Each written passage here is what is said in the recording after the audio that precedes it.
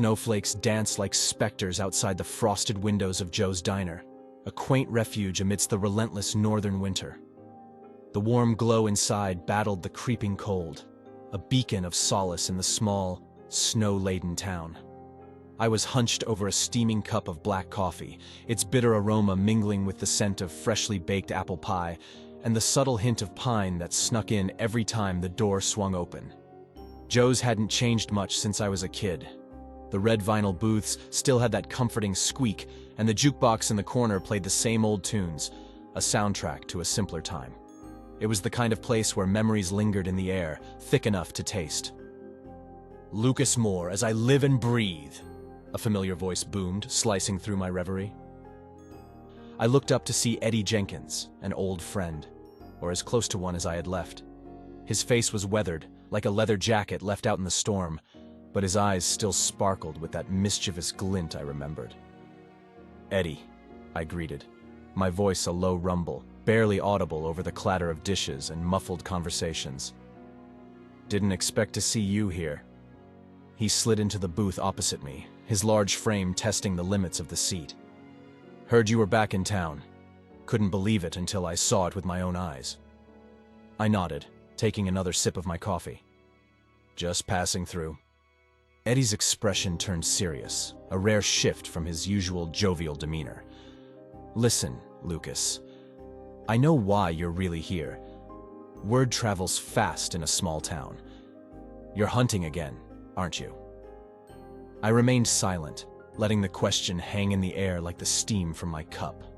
My past was no secret, at least not to those who knew where to look. Monster Hunter. It was a label that had followed me since I left this town, a mantle I bore through blood, sweat, and far too many tears. Eddie leaned in, lowering his voice. "It's the McKinnon family, isn't it? Their boy went missing last week. They say it was a bear, but we know better," I finished for him, my gaze fixed on the swirling black depths of my coffee. "Yeah, we do," Eddie agreed, a hint of sorrow in his eyes.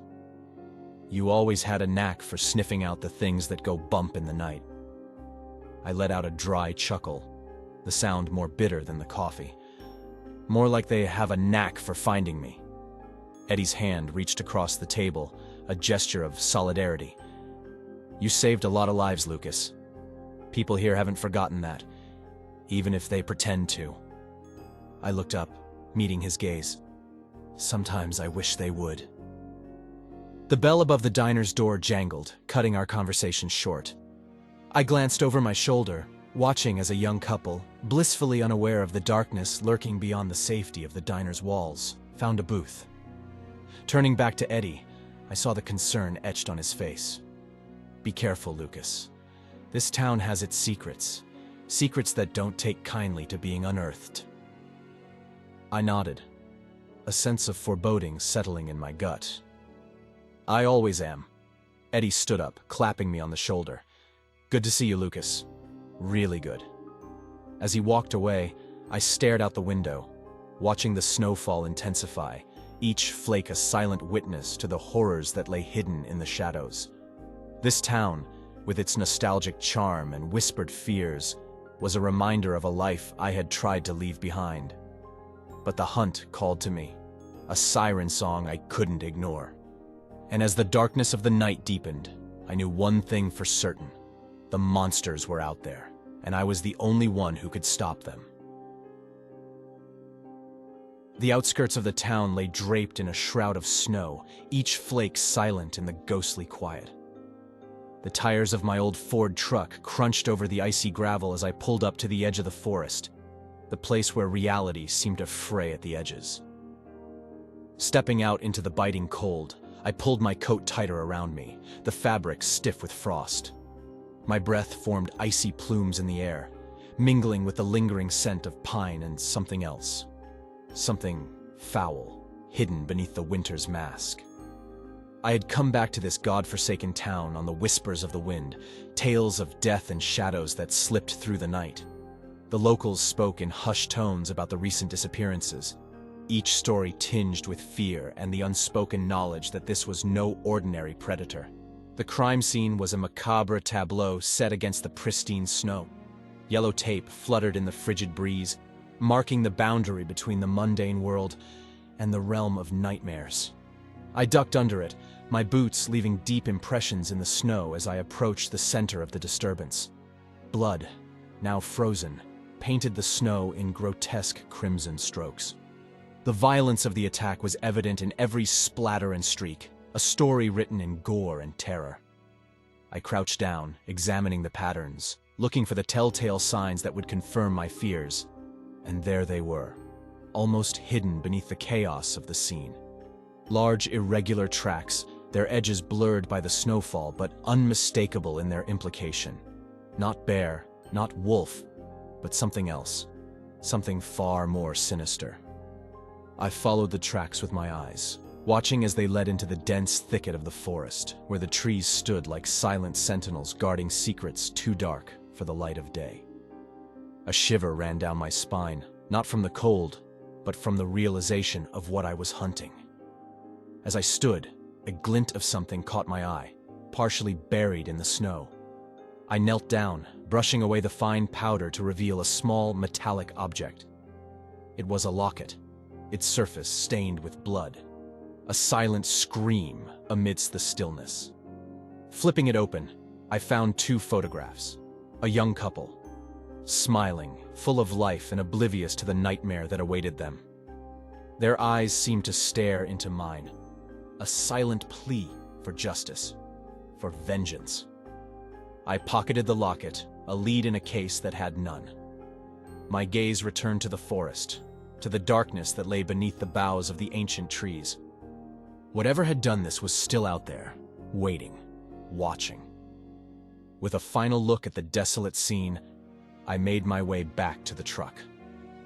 The cold had seeped into my bones, a constant companion in this lonely hunt.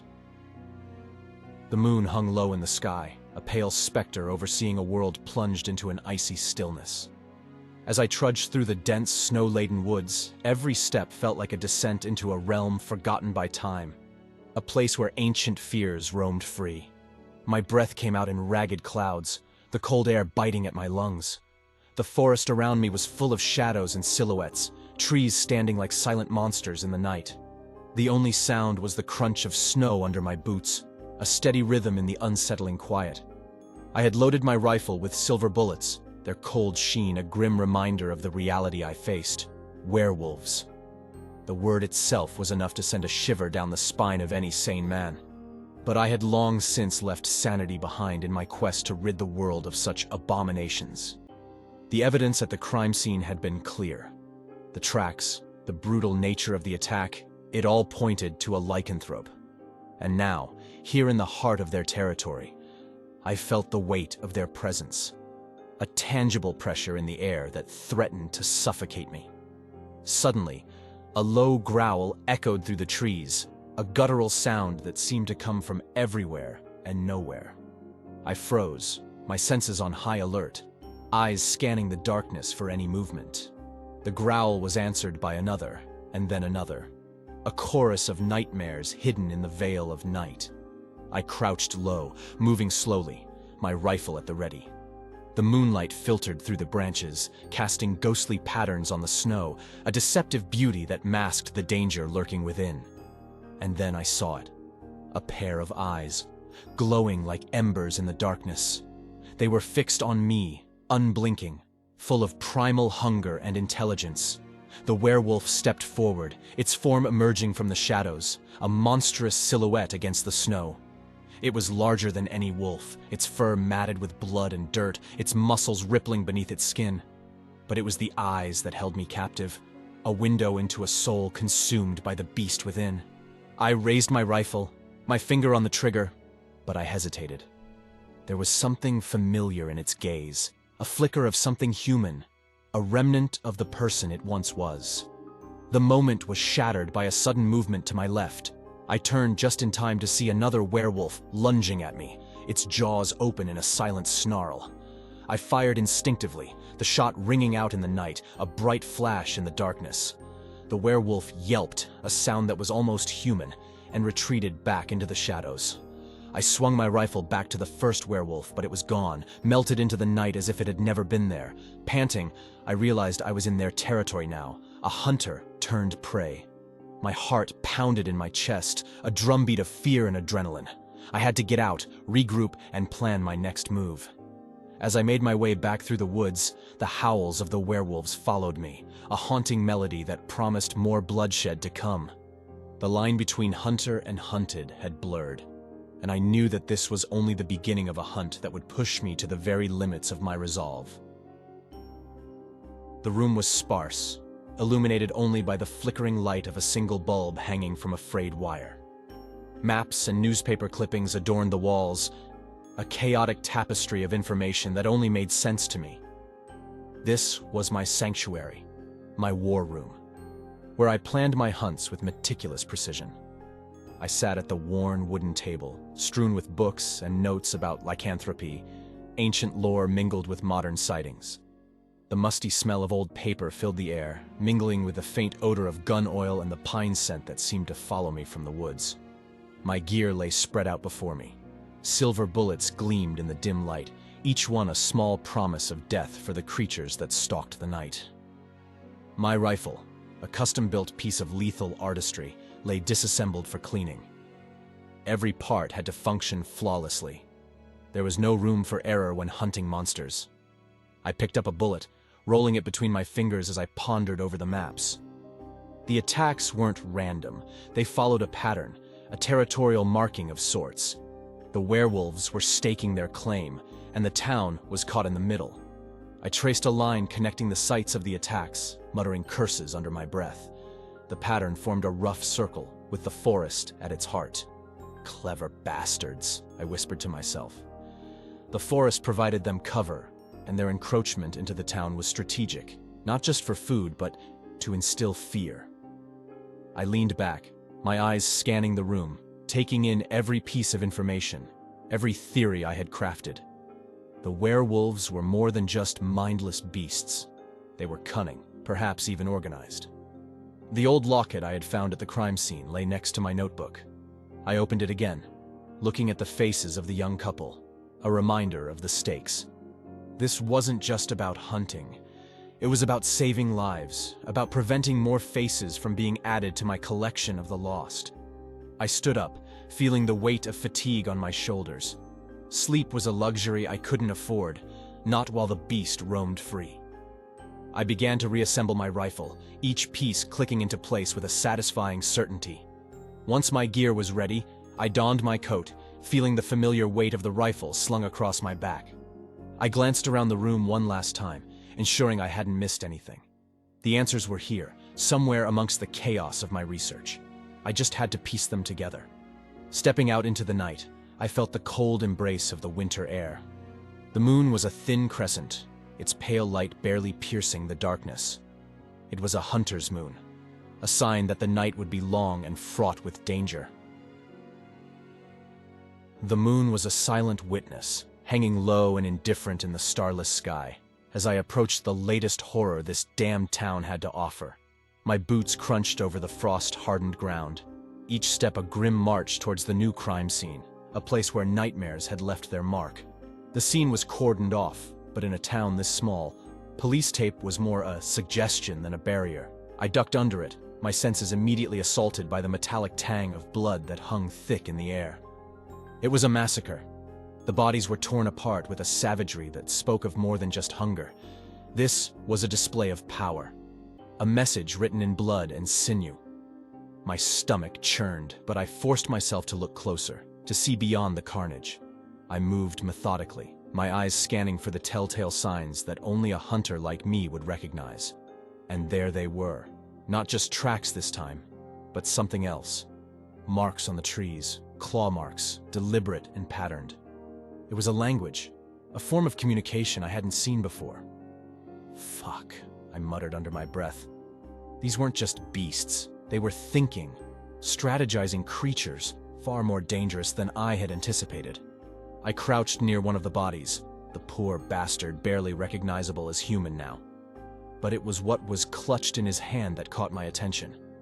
A piece of fabric, torn and bloody, but with a pattern that seemed familiar. It was part of a uniform, the kind worn by the local logging company. My mind raced, piecing together this new puzzle.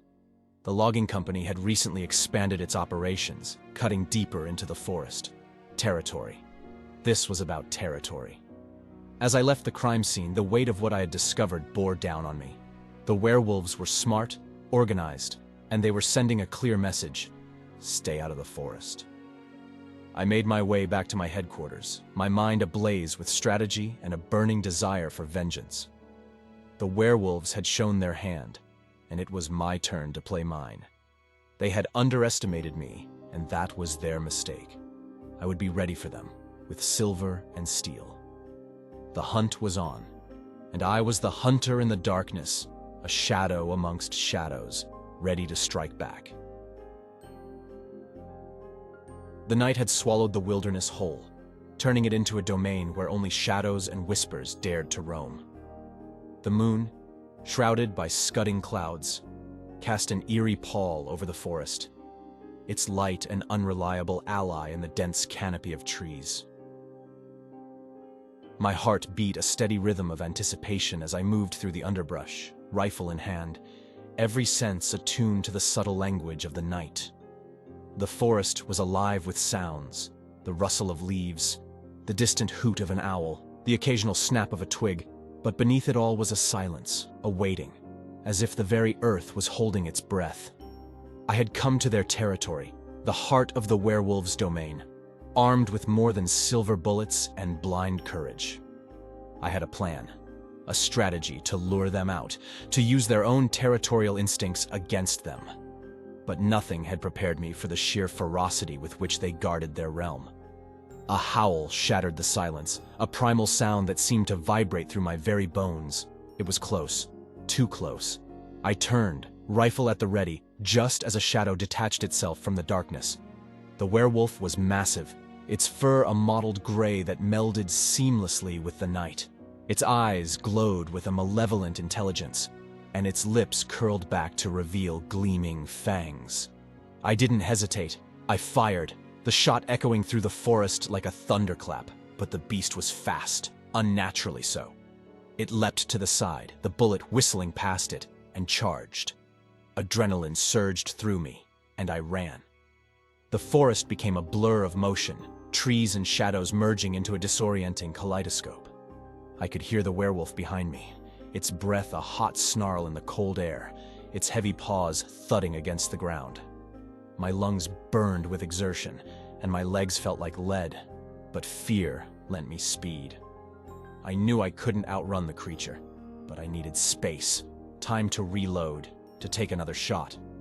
A clearing loomed ahead, a brief respite in the unrelenting terrain.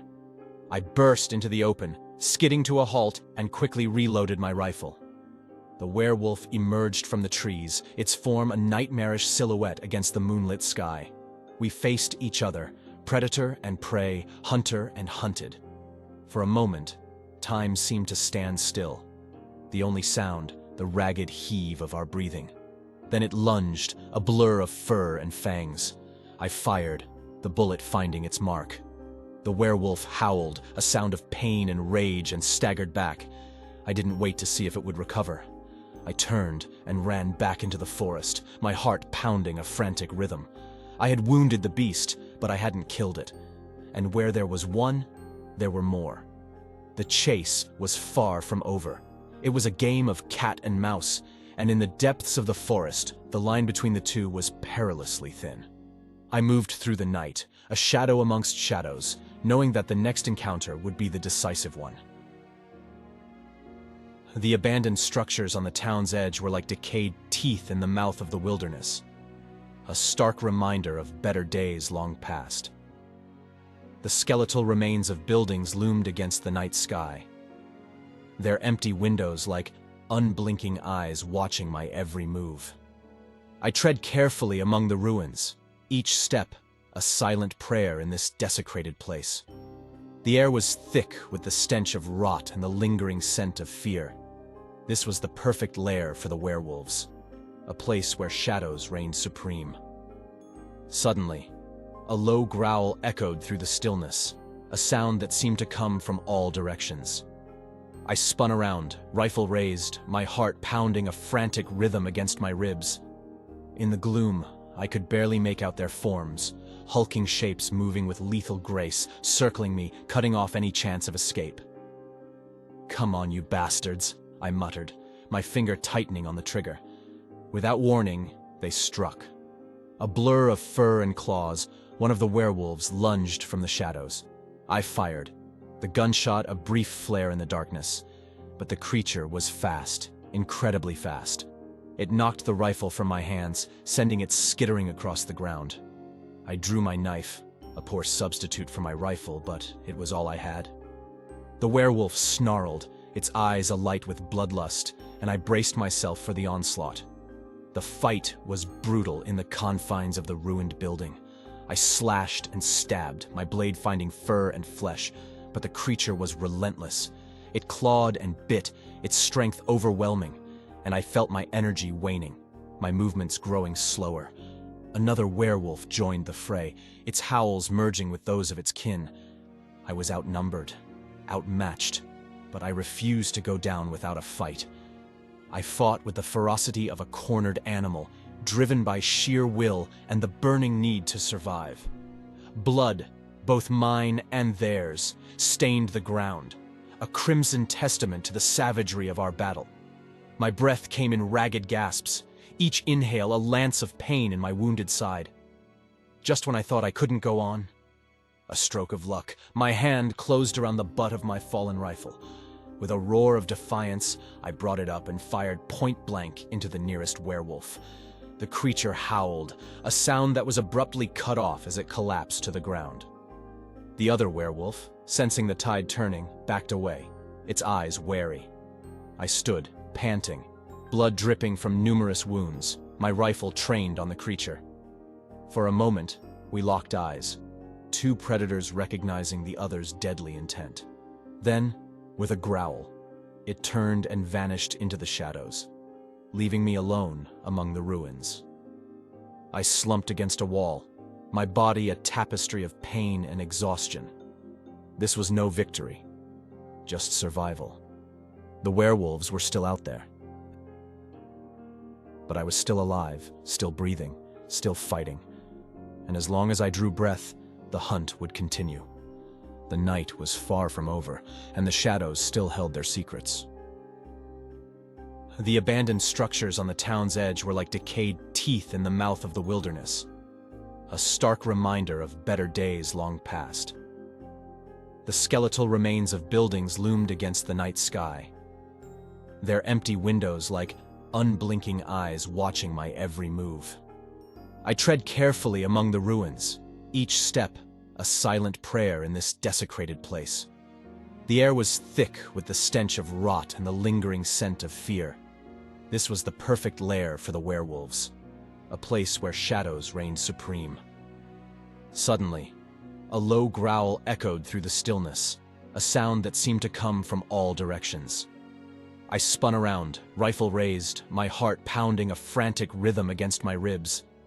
In the gloom, I could barely make out their forms, hulking shapes moving with lethal grace, circling me, cutting off any chance of escape.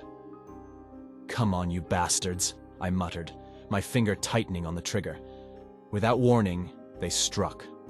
A blur of fur and claws, one of the werewolves lunged from the shadows. I fired. The gunshot a brief flare in the darkness. But the creature was fast, incredibly fast. It knocked the rifle from my hands, sending it skittering across the ground. I drew my knife, a poor substitute for my rifle, but it was all I had. The werewolf snarled, its eyes alight with bloodlust, and I braced myself for the onslaught. The fight was brutal in the confines of the ruined building. I slashed and stabbed, my blade finding fur and flesh, but the creature was relentless. It clawed and bit, its strength overwhelming, and I felt my energy waning, my movements growing slower. Another werewolf joined the fray, its howls merging with those of its kin. I was outnumbered, outmatched, but I refused to go down without a fight. I fought with the ferocity of a cornered animal, driven by sheer will and the burning need to survive. Blood, both mine and theirs, stained the ground, a crimson testament to the savagery of our battle. My breath came in ragged gasps, each inhale a lance of pain in my wounded side. Just when I thought I couldn't go on, a stroke of luck, my hand closed around the butt of my fallen rifle.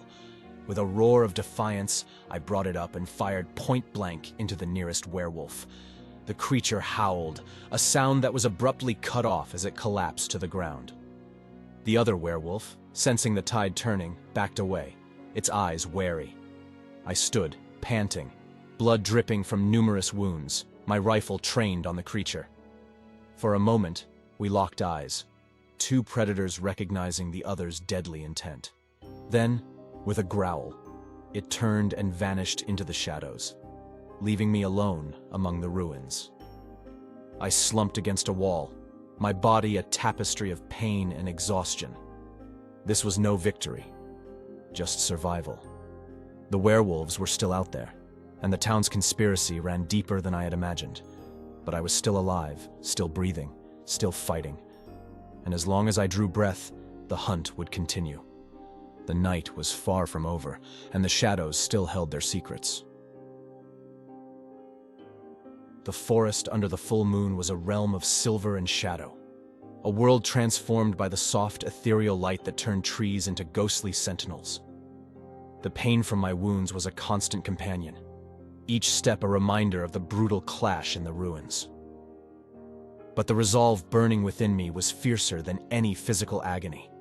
I moved deeper into the heart of the forest, the rifle in my hands no longer feeling like a mere weapon, but an extension of my will. This was it, the climax of a nightmare that had plagued this town. The werewolves' den was not hard to find.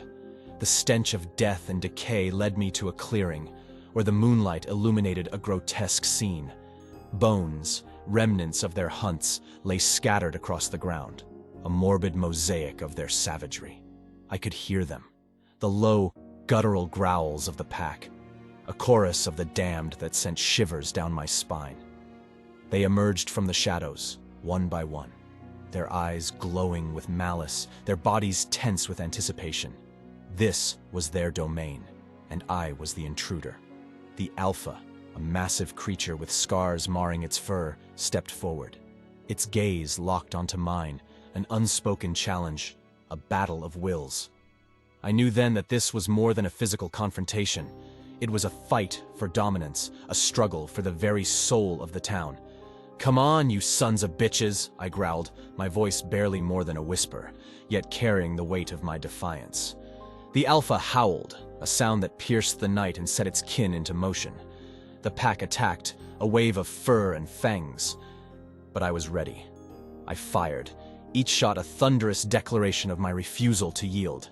The fight was a maelstrom of violence, a ballet of blood and moonlight. I moved with a purpose born of desperation, my rifle and knife extensions of my fury. The werewolves were relentless, but so was I. Each bullet and blade strike a testament to my resolve. In the heat of the battle, the Alpha and I circled each other.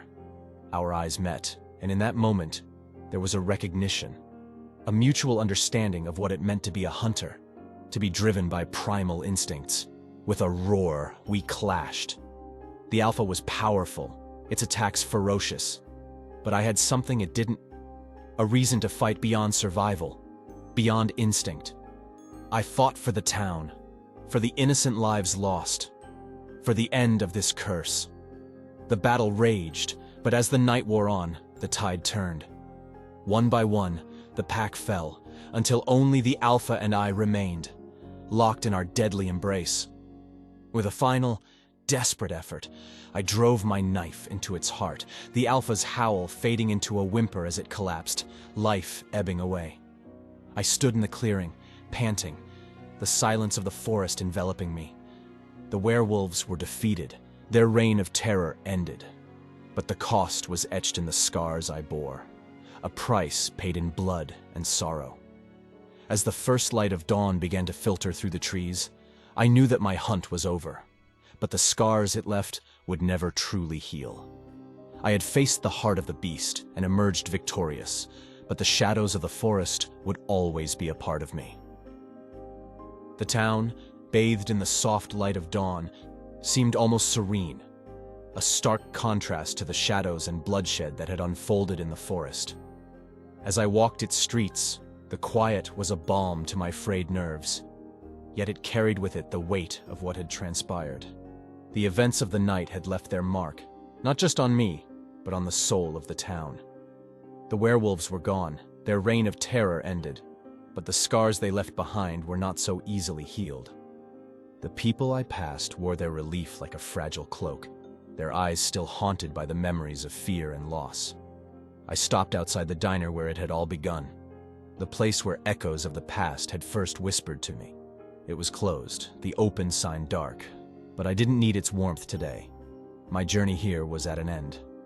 As I walked, I thought of the friends I had reconnected with, the faces that had become more than just part of the backdrop of this hunt.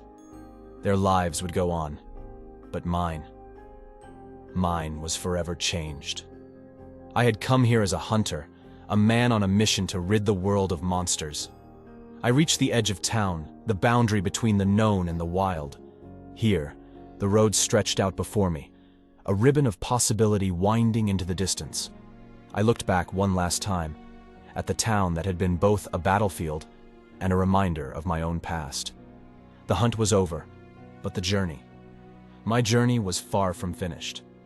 There were other towns, other shadows to chase, other monsters to hunt. But for now, for this brief moment, I allowed myself to feel the weight of what I had accomplished, the lives I had saved. With a final, lingering glance, I turned my back on the town and walked away. The sun was rising, casting its light on a new day, a new beginning. The road ahead was long and uncertain, but I was ready for whatever lay in wait. I'm Lucas Moore, a monster hunter, and my story is still being written.